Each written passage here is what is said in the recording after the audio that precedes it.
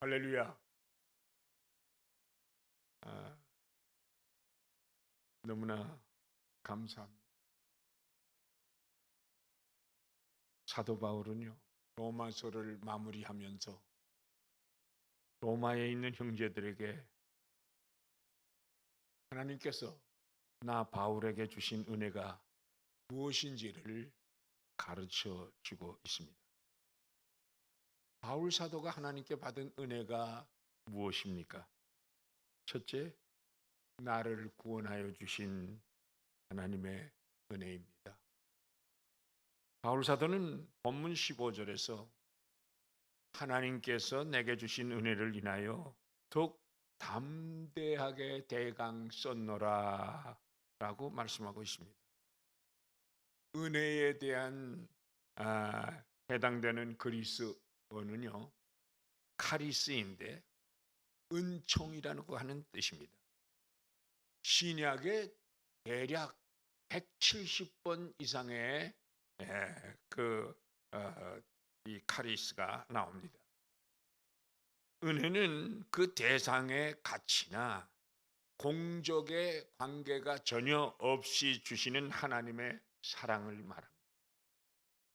바울 사도에게 주신 하나님의 은혜는 무엇보다도 구원하여 주신 은혜입니다.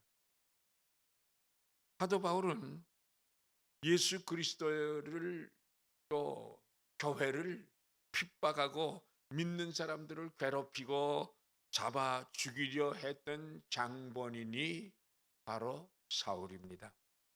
그런데 다시 사신 예수님께서 그런 사울을 다메섹 도상까지 일부러 찾아가셔서 사울을 만나주시고 회개시켜 주시고 구원하여 주신 것입니다.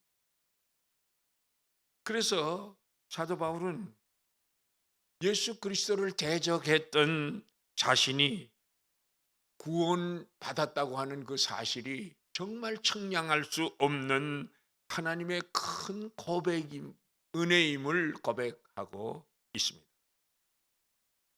저도 이 말씀을 보면서 나 같은 것이 이렇게 참 하나님의 은혜를 크게 입었구나. 내가 국민학교 5학년 때 가출소년이었는데 왜 가출했냐? 아니 그 당시에는요 자전거가 있으면 왔다 했어요. 네? 그 자전거 하나 있으면 자가용 자전거니까. 근데 그걸 그렇게 갖고 싶었어요. 그런데 우리 아버님이 대교회를 하시는데도 나한테 자전거를 안 사주는 거예요.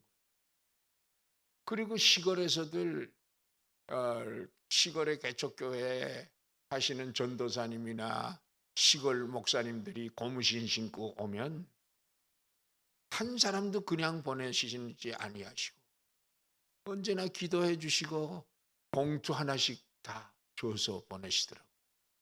그래서 얼마나 아버지가 미운지. 아니 저 고무신 신고 오는 사람들은 뭐가 귀해서 봉투 하나씩 주고 나는 자전거도 안 사주나. 그래서 화가 나가지고서 몰래 국민학교 5학년 때 가출을. 그래서 서울에서 수원까지 갔어요. 예? 그때는 수원까지 가는 것도 쉬운 게 아니에요. 그 털털털털 하는 버스 타고서 이제 갔는데.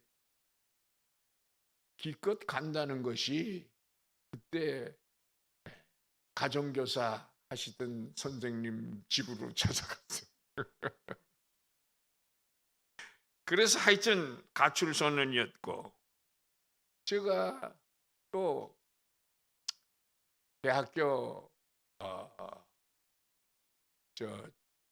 졸업할 무렵에 체크하니까 폐병이 걸렸더라고요. 근데 우리 그 당시에는 대한민국 사람들 중에서 거의 뭐 30, 40% 이상은 다 폐병쟁이였어요. 잘 못 먹지, 공기 나쁘지. 그러니까 이제 저 폐병쟁에서 폐병약 그 파스를 얼마나 많이 먹었는지 몰라요. 그랬던 폐병쟁이를 바울 사도만 은혜를 베풀어 주신 것이 아니라 나 같은 것도 하나님께서 참 함께 하시고 사용해 주셨구나 하는 것을 생각하면 내가 입이 10,000개가 있어도 다 감사할 수가 없는 거예요. 그래서 늘 혼자 기도 생활하면서 이렇게 찬송을 부르면서 이렇게 하면 그 감사가 늘 넘쳐요. 내가 나를 잘 아니까. 사랑하는 여러분, 여러분들도 삶 속에서 항상 하나님이 함께 하시는 그 감사, 하나님이 나를 귀하게 보시고 나를 사용해 주시는 그 감사가 날마다 넘치시기를 예수님의 이름으로 축복합니다.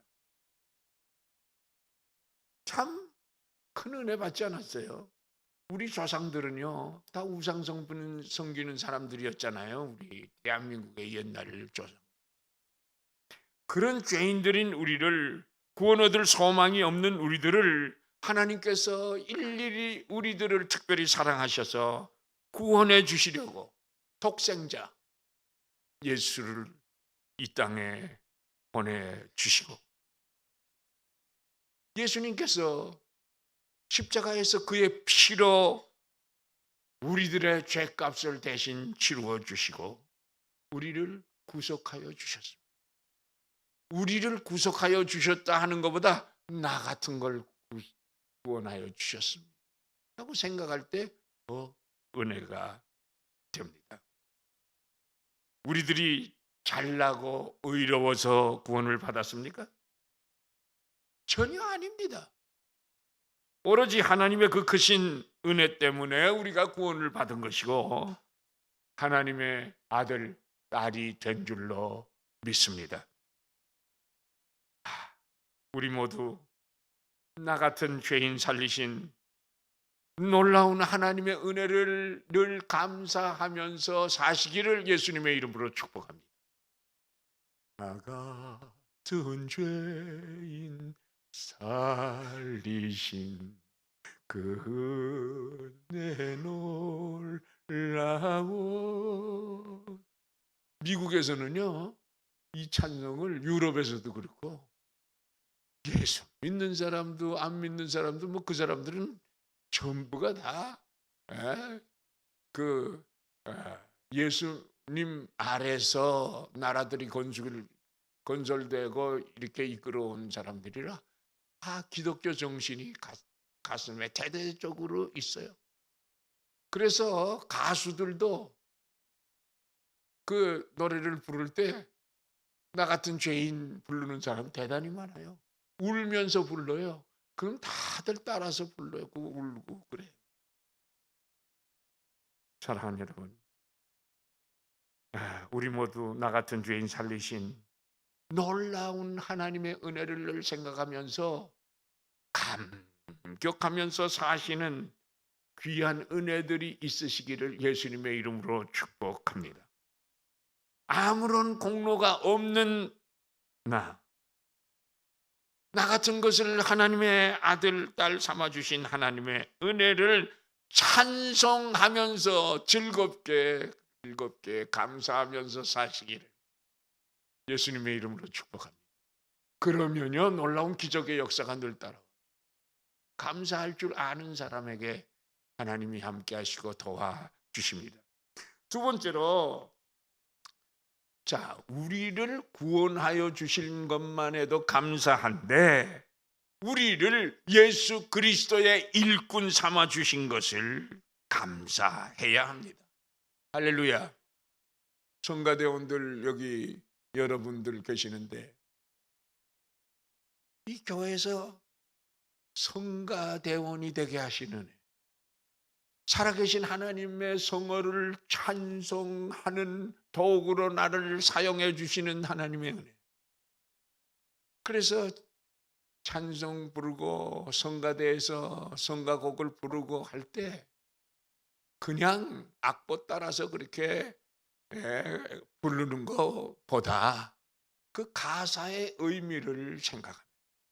진실로 곡조 있는 기도가 되어야 합니다.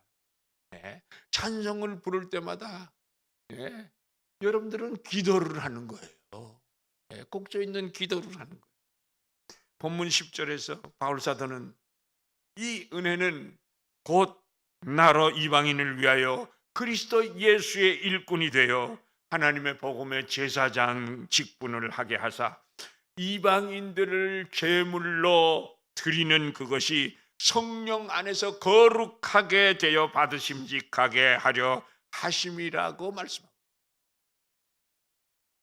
여러분들을 사랑하셔서 구원해 주시고 여러분들을 사용하셔서 주님이 여러분들을 통해서 영광 받으시기를 원하시는 말씀입니다. 이것이.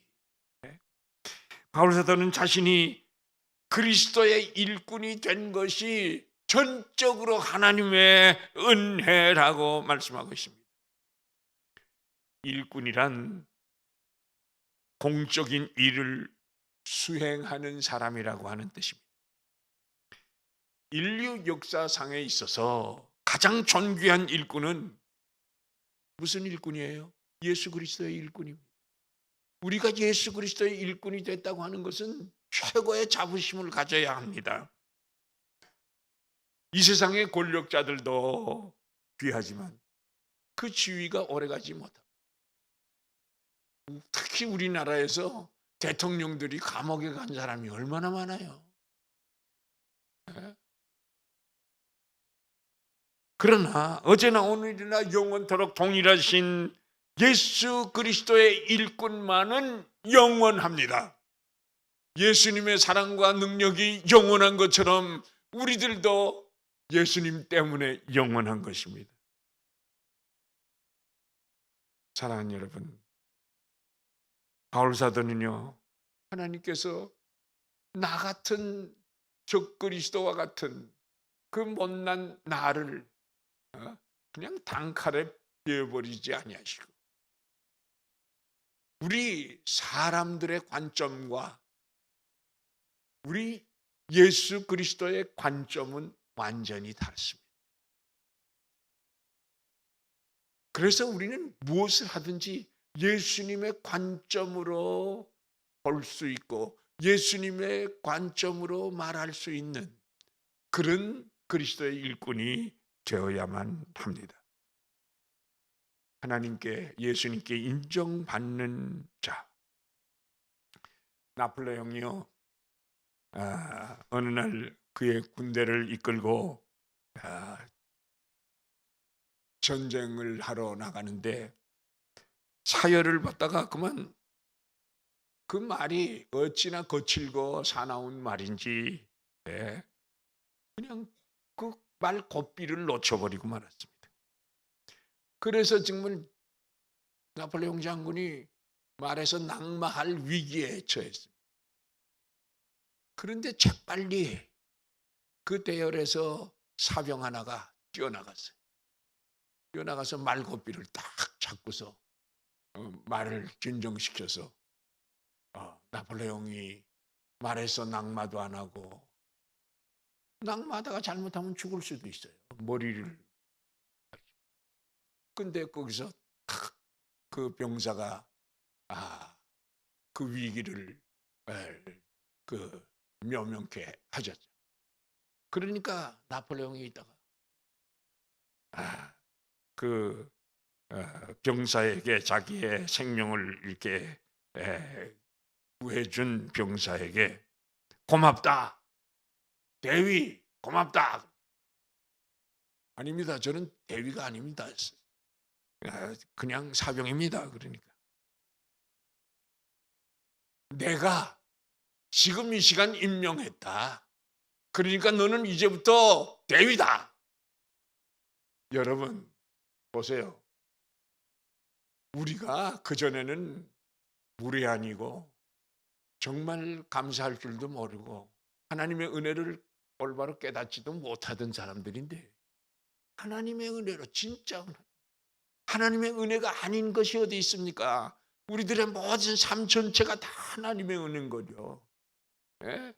그래서 하나님께서 나폴레옹이 사병을 자기의 위급한 상황 가운데서 이렇게 구해준 것이 감사해서 그냥 사병을 다 단번에 대위로 그냥 그 현장에서 임명한 것도 귀하지만 우리 같은 사람을 하나님께서는 주의 일꾼으로, 주님의 동역자로 우리들을 임명하여 주셔서 이렇게 주님의 몸된 교회에서 성가도 하게 하시고 가르치게도 하시고 귀한 말씀도 접하게 하시고 은혜 받게 하시는 거예요.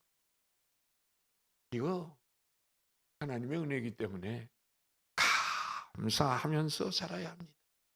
그래서 이제 그 금방 나폴레옹이 대위로 임명했으니까 장교들 쓰는 자리에 가서 탁 섰어요.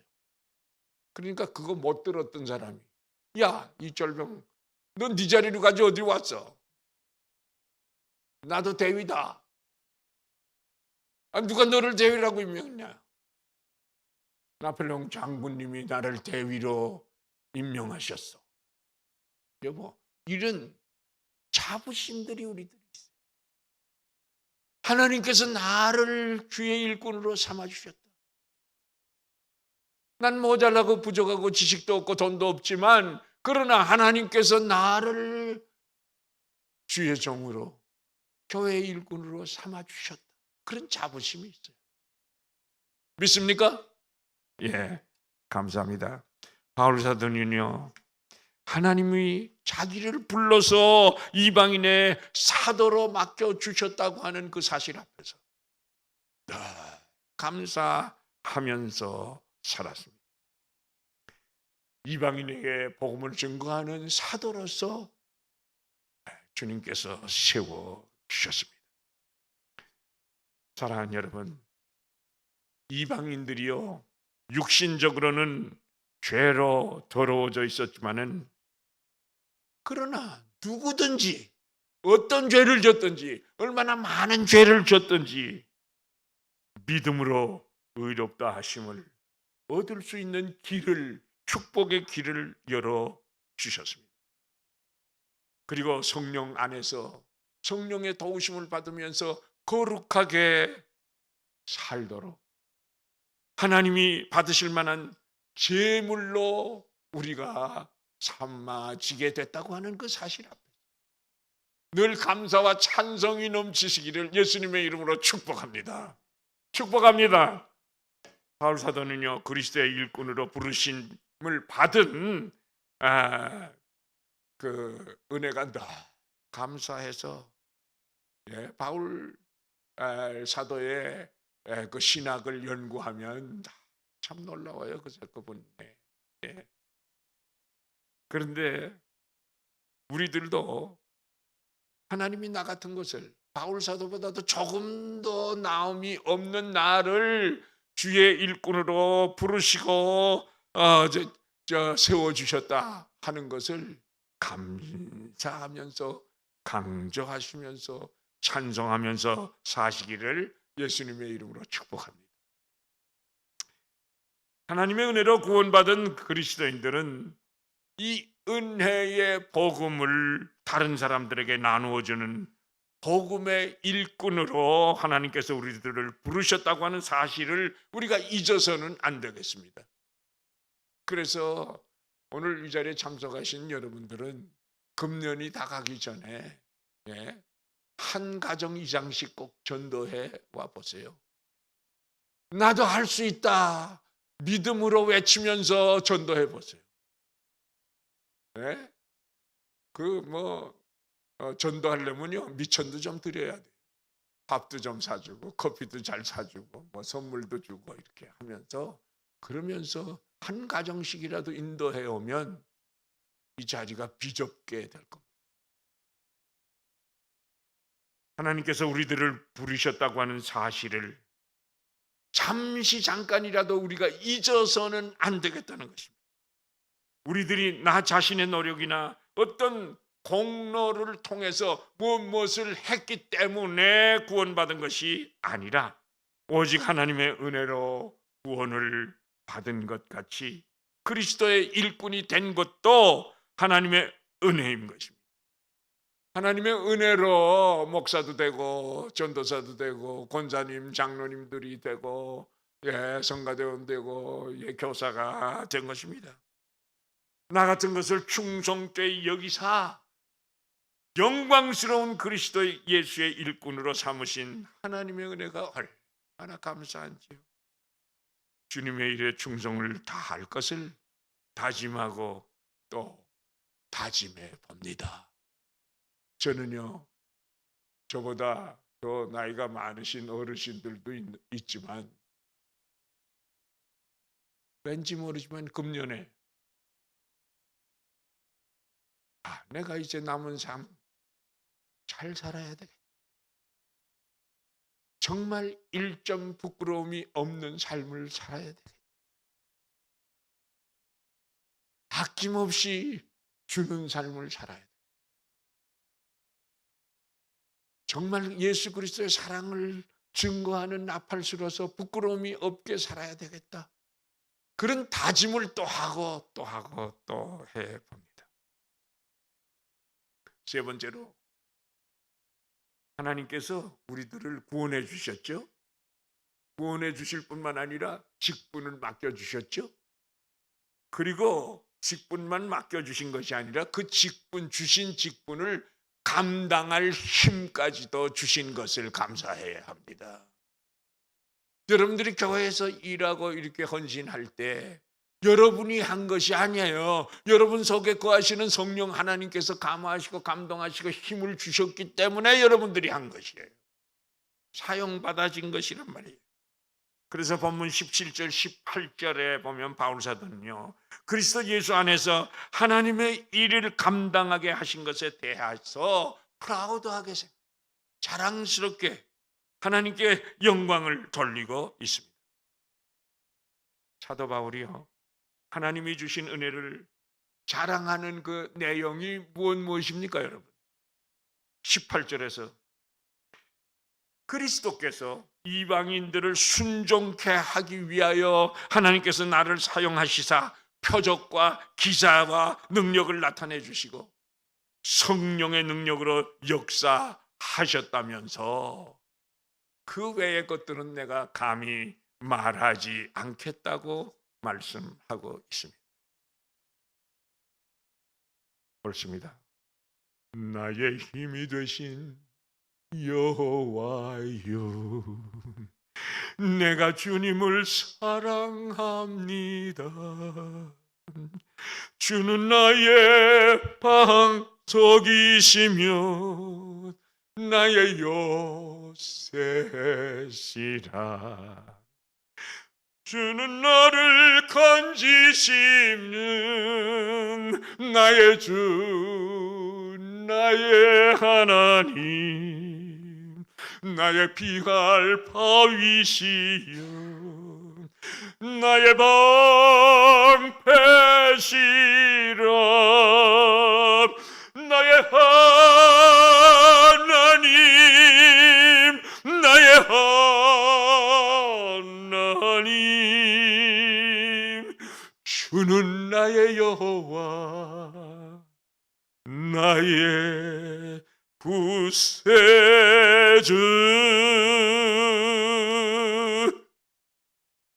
그래서요, 바울 사도는요, 그 당시에 세계를 주름 잡으면서 돌아다니면서 복음의 사역을 수행한 것은 내 힘이 아니라, 내 능력이 아니라 성령의 능력으로 역사하신 하나님의 은혜라고 하는 것을 고백하고 있습니다. 예수 그리스도께서는요, 바울 사도가 이방인의 사도의 일을 잘 감당하게 하고자 그 입에서 나오는 말을 주장하여 주셨고, 생각도 주장하여 주셨고, 복음을 위해서 많이 수고하게 하신 것입니다. 여러분들이 오늘 이 말씀을 통해서 힘을 얻고 남은 생애가 10년이 될지 20년이 될지 30년이 될지 모르지만 하나님 앞에 부끄러움이 없고 이웃에게, 가족에게, 나 자신에게 부끄러움이 없는 그런 주의 도구로 멋지게 사용받아지시기를 예수님의 이름으로 축복합니다. 바울 사도에게 사역하는 곳마다 표적과 기사와 능력을 성령께서 도우심으로 역사하셨습니다. 바울 사도는 이렇게 성령의 능력과 역사로 복음 사역을 감당할 수 있었던 것, 성령님의 도우심과 역사가 아니고서는 어느 누구도 하나님이 주신 직분을 올바로 감당할 수 없다고 하는 사실을 바울 사도는 깨달았어요. 내가 한 것이 아니다. 내가 한 것이 선교사의 전도를 받고 인디안 추장이 예수를 믿게 되었습니다. 그래서 그리스도의 복음을 전하는 선교사로부터 받은 그 공부한 그러한 지식을 가지고 내가 이 은혜를 무엇으로 보답할 수 있을까? 그래서 선교사님을 찾아갔습니다. 제가 가장 소중하게 간직하고 있던 이 신발을 하나님께 드리고 싶습니다. 그랬더니 선교사는 고개를 저었습니다. 아니요, 하나님은 추장의 신발을 원치 아니하십니다. 추장은 가만히 묵상 기도를 하다가 가장 훌륭한 말 한 피를 끌고 와서 선교사님, 제가 가장 사랑하고 아끼는 이 백마를 하나님께 바치겠습니다. 그랬더니 선교사는 역시 고개를 절레절레 흔드시면서 하는 말이, 하나님께서는 당신의 그 말을 원치 아니하십니다. 이 추장은요 당황하게 되었습니다.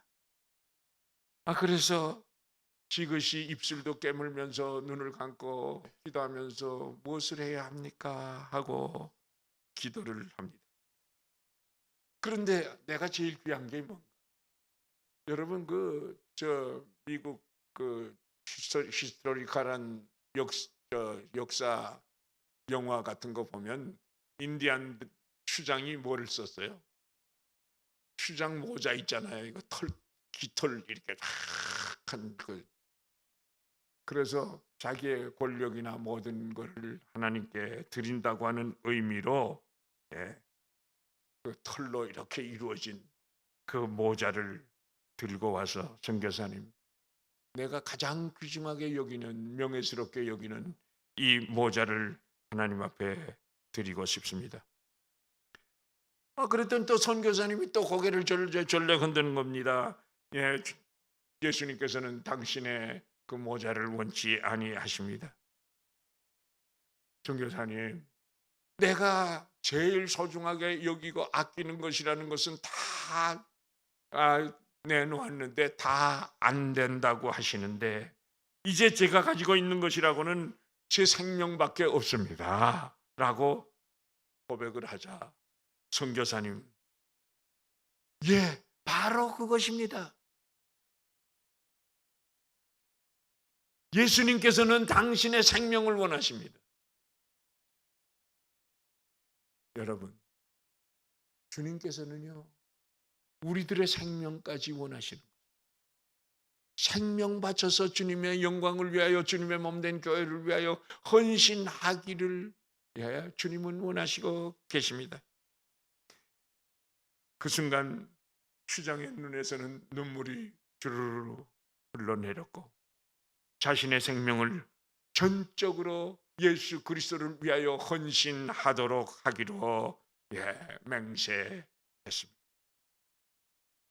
인간의 중심은요 뭐라고 생각하십니까? 우리들의 마음이 중심입니다.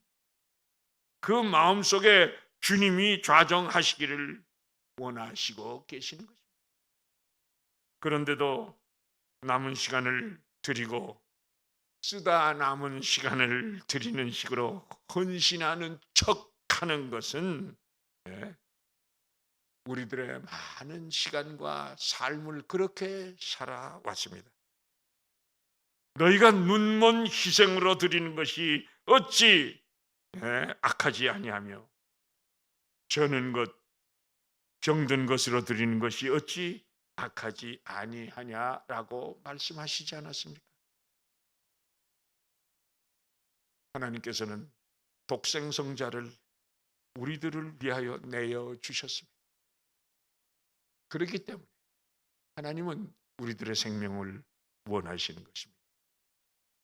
이북 청안북도 정주에 가난한 농부가 아주 유명한 남자 무당이 됐습니다. 백시무당인데 그가 얼마나 귀신빨이 셌는지 쪽집게 남자 무당입니다. 그래서 첩까지 둘 정도로 유명했다고 합니다. 하루는 굿판을 벌리고 막 꽹과리를 치면서 구슬하는데 아무리 소리를 지르고 바라을 해도 신이 내리지를 않았습니다. 저도요 국민학교 때 우리 동네에서 그 가게 상점이 있는데 그 사람들은 1년에 한 번씩 구슬했어요. 무당 데려다가 구슬하는. 한 번은 우리 애들이 다 가서 구경을 하고 있는데 그 무당이 막 이렇게 고개를 쫙 하면서 신이 안 내린다고 이러더니 한참 이렇게 보더니 나를 탁 지적하면서 아이 저 주인 보고 쟤 내보내라고 그래요. 그 주인이요 동네 저 구멍가게니까 잘 알잖아요 동네 애들. 야 재현하자 과자 봉지 하나 주면서 집에 가라 집으로 가라 그랬어. 그 과자 봉지 하나 들고 나온 적이 있어요. 그 평생 잊어버리질 못해요. 그런데 그 자리에 누가 있었느냐 지금 그 미국 선교사 한 분이 굿하는 모습을 한참 보고 있었는데 그러다가 큰 소리로 선교사가 한국말로 꼬부라진 한국말로 하잖아요. 미국 사람들이. 여보게 자식을 망하게 하는 굿판 때려치우고 예수 믿고 구원받아라 그렇게 소리를 지르고서 선교사님이 갔어요. 근데 그날따라 그 쪽집게 무당이 아무리 구슬하고 뭐 그렇게 해도 오랫동안에 간신히 구슬 마치고 이 소경 백시 무당은 곰곰이 생각했습니다. 선교사가 일하는 그 믿는 예수 신은 내가 믿는 이 무당이 믿는 신보다 훨씬 더 강한가 봐. 그리고 자식 망하게 한다는 말이 귀를 떠나지 않았습니다. 그래서 다음날 선교사를 찾아갔습니다. 자식 망하지 않게 하려면 어떻게 해야 하느냐고 물었습니다.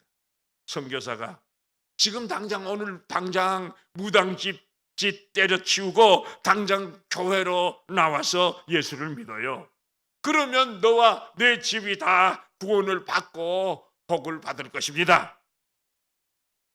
그 후로요 그 무당이 축복받는 사람이 되려니까 무당직 하던 사람이 선교사님의 말씀대로 그 무당짓 하던 거 다 때려치우고 열심히 신앙생활을 했는데요. 그 교회 건축을 하게 됐습니다. 건축을 하다가 돈이 떨어져서 교회 그 공사가 중단이 됐습니다. 그 얘기를 듣고 무당 백씨가 자기 집도 내놓고 자기가 가지고 있던 땅도 내놓고 팔아서 건축 헌금을 바쳤습니다. 그 무당 백씨는요 그 후로 교회의 사찰이 되었습니다.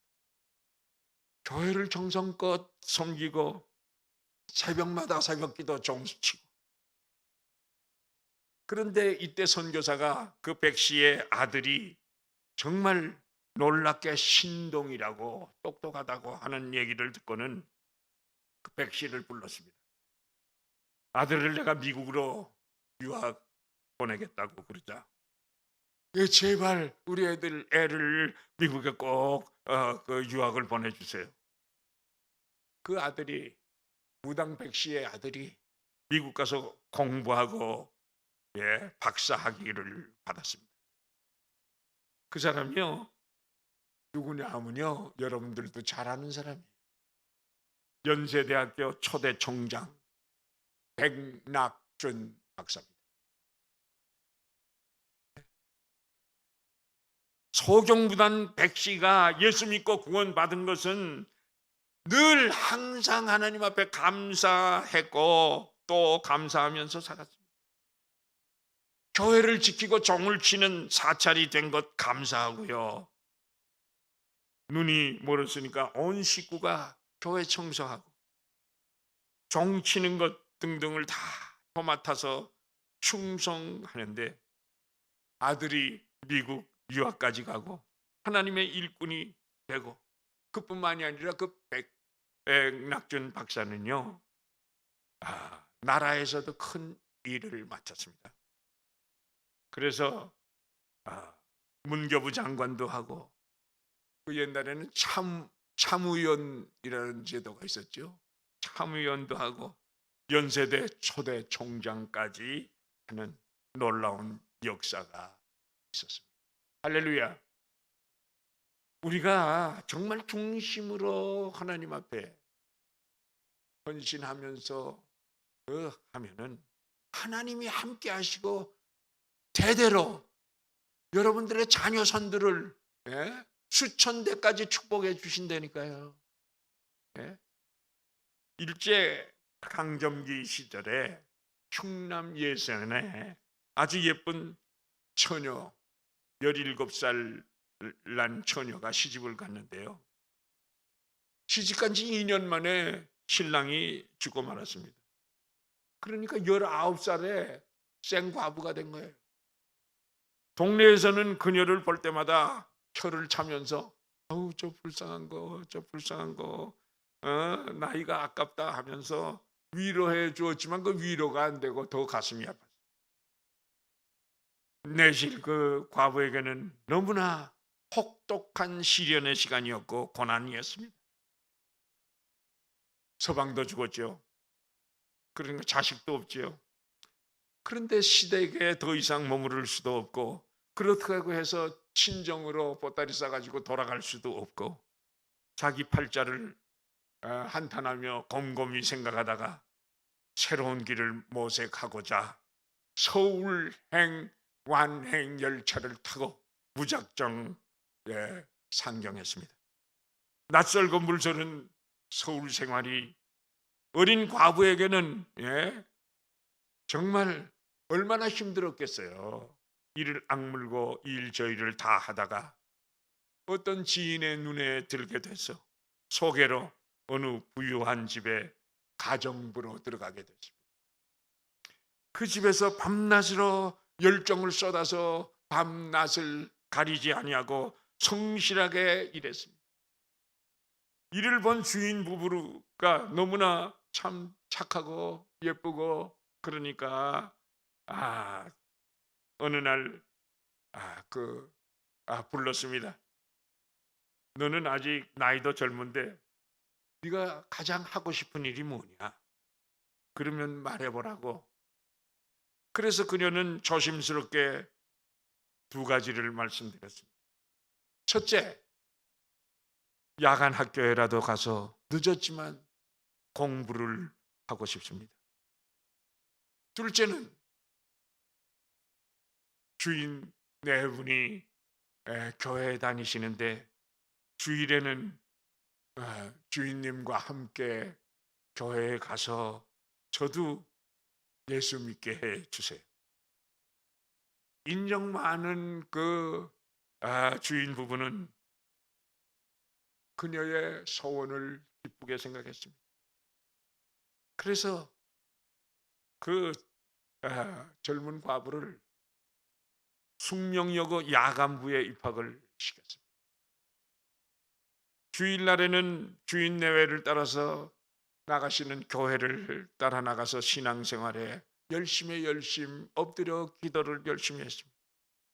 그녀는 죽기 살기로 공부해서 숙명 여고에서 최우수 장학생이 되었고 22살 되던 해 숙명여고를 졸업하고 26살 되던 때에 모교에서 그녀를 일본 도쿄 여자 사범대학에 유학을 보내게 됐습니다.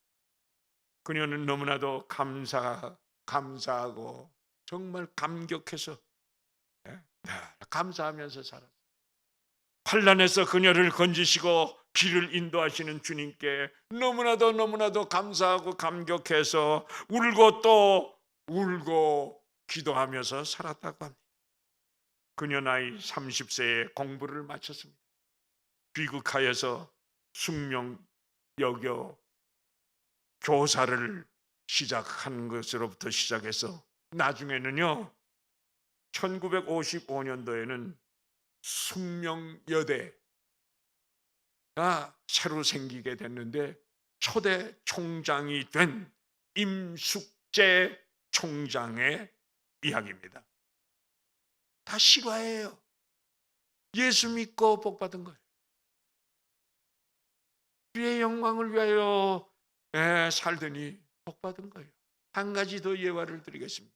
이 예화가 우리들의 가슴에 평생 잊을 수 없어요. 김재현 목사 생각하면 그 예화들이 생각날 거예요. 여러분, 영화배우 남자 제 나이 또래 된 사람들은 너무나 잘 알 거예요. 신영균. 그가 90이 넘어가지고 이런 유언을 했습니다. 내 관에는 성경책 한 권만 넣어달라. 다른 거 다. 그래서 이 원로 배우 신영균이 500억 상당의 사유재산을 한국 영화 발전을 위해서 내놓았습니다. 100억 원을 상당의 100억 원 나가는 상당의 땅을 모교인 서울대학교 발전기금으로 기부했습니다. 이건 신문에 난 사실들이에요. 다 제가 메모했던 거예요. 최고의 인기를 누렸던 60년대, 70년대 말에는 1년에 30편 이상씩 영화를 찍어가면서 주연 배우로서 재산을 모은 것입니다. 연산군, 상록수, 빨간마우라, 미워도 다시 한번 등등 수많은 인기 영화의 주인공이 됐죠. 그 집안이 독실한 크리스찬 집안에서 태어나서 술도 안 하고 담배도 안 하고 도박도 안 하고 여자를 늘 멀리 했다고 합니다. 이제 내가 나이 90을 넘겼으니 살면 내가 얼마나 더 살겠습니까? 인생을 아름답게 마무리하고 싶습니다. 나중에 내 관 속에 성경책 하나 넣어주면 됩니다. 그가 좋아하는 성경 구절은요.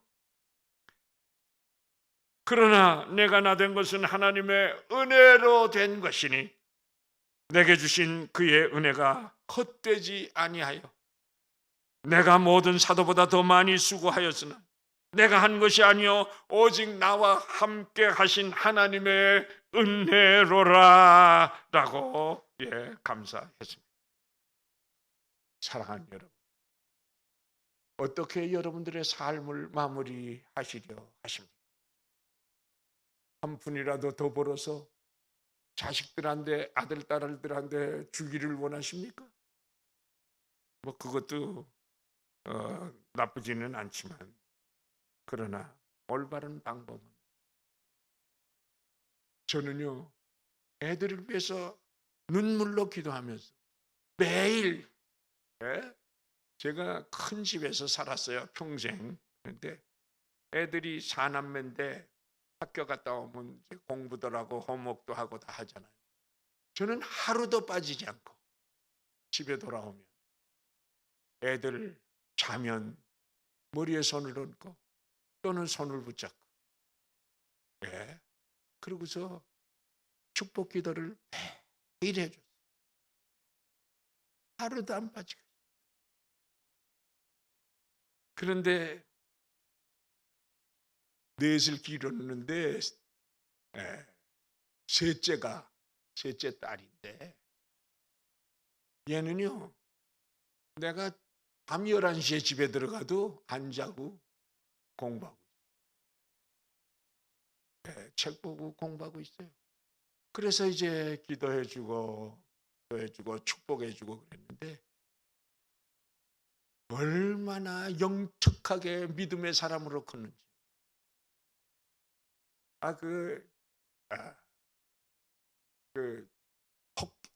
미국에서 LA에서 폭동 났을 때 그 폭동을 주제로 해서 얘가 에세이를 썼어요.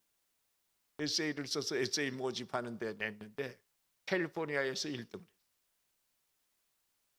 그래가지고선 또 담당 교수가, 야, 내셔널에도 이거 내자. 내셔널 전국 대회도 내자. 전국 대회 같은 거 또 냈는데도 또 거기서 최고로 했어요. 그래서 뭐 그 당시에 그냥 뉴스페이퍼마다 다 대서특필해서 나오고 막 2페이지 막 나오고 막 그렇게 하고 그랬는데, 하버드 갔잖아요. 네, 하버드에 갔어요. 그래가지고 공부 다 하고 지금 그 로펌에 변호사만 600명이에요. LA에 300명, 샌프란시스코에 300명. 큰 오피스만 2개 있고 뭐 작은 것들도 있고. 파트너인데, 파트너라고 하는 것은 그 그룹 오너예요. 한 사람이 오너가 아니라 한 20여 명이 오너예요. 그러면 전부 월급 받는 변호사들한테 월급 다 주고 남는 거는 그 파트너들이 쉐어하는 거예요. 너나. 그래서 제발 좀 거기 와서 살아달라고, 거기 와서 살아달라고 우리한테 사정을 하면서 눈물까지 흘려. 야, 왜 그러냐? 나는 LA에서 한평생 살았는데 왜 여기 와서 살라 그러냐?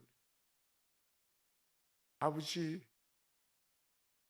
아니 내가 어렸을 때 할아버지 할머니가 같이 할아버지 할머니를 아버님이 모시고 살았지 않느냐?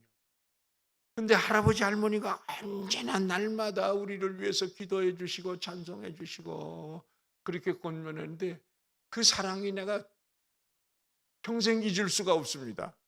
그 셋째 딸이 그렇고, 그다음에 그 막내 아들이 있는데, 그 두 가정이 와서 그렇게 와서 샌프란시스코에서 살자고.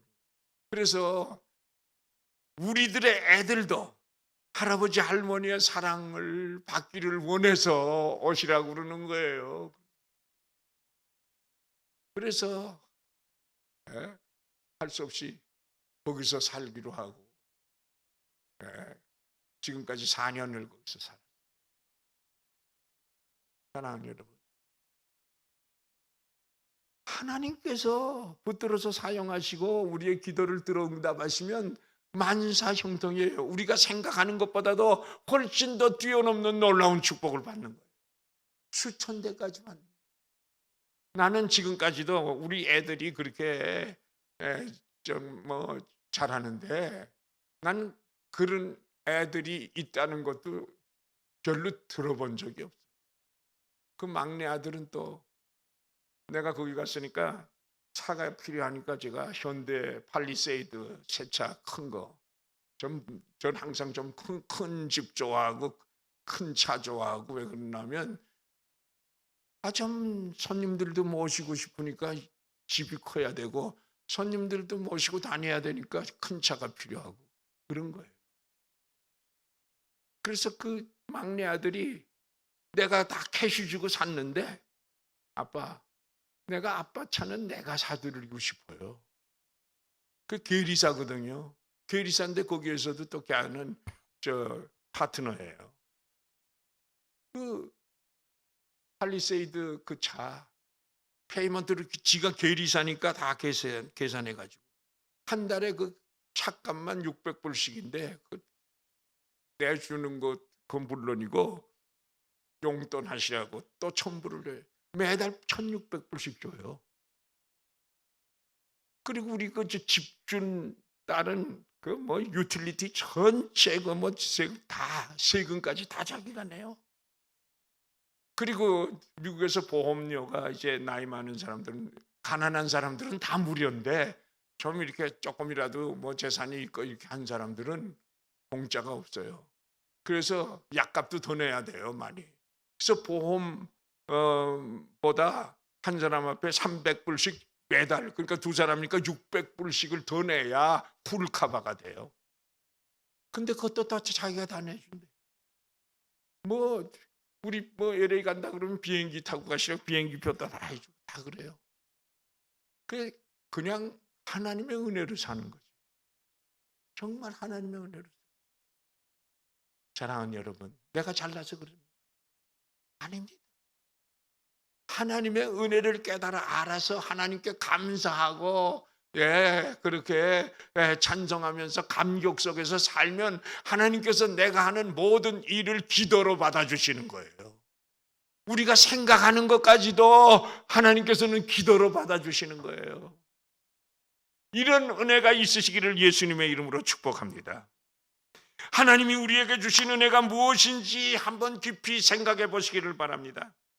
우리들을 영원히 멸망받을 죄 가운데서 구원하여 주신 은혜가 얼마나 감격하지 않습니까? 구원하여 주신 것만 해도 감사한데 천사도 부러워하는 예수 그리스도의 일꾼으로 삼아주신 은혜가 만만 감사하지 않습니까?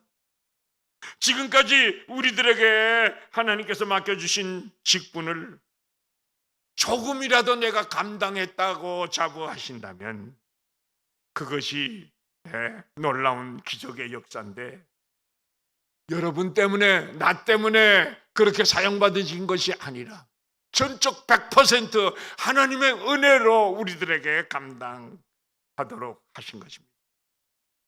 그렇기 때문에 모든 것이 다 하나님의 은혜입니다. 믿습니다. 주신 사명을 감당했다고 해도 하나님께서 내 생명을 보존해 주셨고 감당할 힘까지 주셨고 감당할 믿음까지 주셨기 때문입니다. 감사합니다라고 감사의 찬송이 넘쳐나야 하는 것입니다. 사랑하는 여러분, 그러므로 받은 은혜 감사하면서 최선을 다하셔서 교회를 위해서, 사회를 위해서, 또 여러분들의 주위에 있는 이웃을 위해서 주님의 일꾼의 사명을 다 하시기를 교회의 무리가 되시고 만복의 근원이 되시는 우리 주 예수 그리스도의 이름으로 축복합니다. 축복합니다.